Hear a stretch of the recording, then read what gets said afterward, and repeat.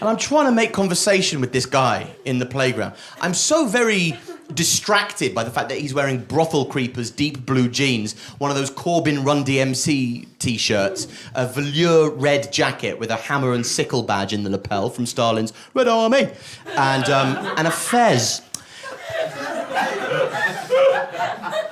And I can't talk to him at all, really, without thinking about all of these things. And eventually he goes, oh, you know, how are the nights?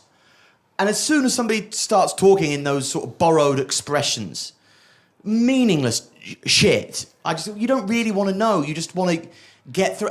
Like, how are the nights? You ever wish that you could just bleed on command? Somebody goes, how are the nights? You just go, yeah, fine, thanks. 2 tears of blood rolling down. Good. Whenever anybody asks me how are the nights, the only way that I can sort of mentally get through it is to answer it with the soulful commitment and rigorous honesty of an 1860s Russian novelist. But as if I'm talking about my favourite biscuit. So he goes, how are the nights? And I respond, yeah, fine, thanks, nights are fine. The hardest part for me about parenting is the constant intrusive grief fantasies I have about them dying. You know, I imagine it's just one of them and it's my fault, you know? And I don't really trust myself to love the other one, so I've lost both, essentially.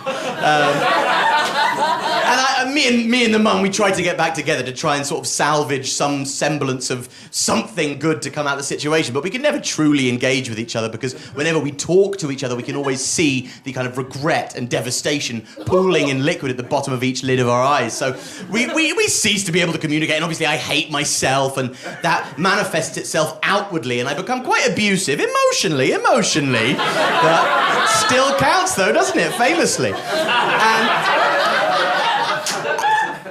And eventually I move away, far away from the family, and I isolate myself because I don't feel like I can love or that I deserve to be loved. So I lose all sense of hope and purpose, and I become a monster.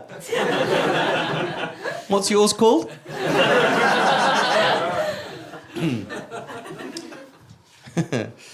Eventually he goes, hey, where do you live? And I go, just over there above the supermarket. It's fucking great. And he says, can you not swear in front of your son, please? It's quite offensive. Huh? My son. That's right, isn't it? My son, offensive. I will decide. Me and his mum, we're the ones that came consciousness into his brain. How dare you tell me what's offensive and what's not? I have taught him how to say the word fuck. He's 3, it's funny. I've genuinely taught him how to say hello to grandma, motherfucker. I've also taught him the word opprobrium, so leave me alone. Okay, don't tell me what's offensive. You're standing there wearing a hammer and sickle badge on your lapel and talking to me about offensive. Numerically, it would be less offensive if you were wearing a swastika, you shit. Now why don't you go away? Honestly, it's a word. Fuck, it's a fucking word. Words are obsessed over. It's actions that are important. I'd much rather my son said cunt than was a cunt, you cunt.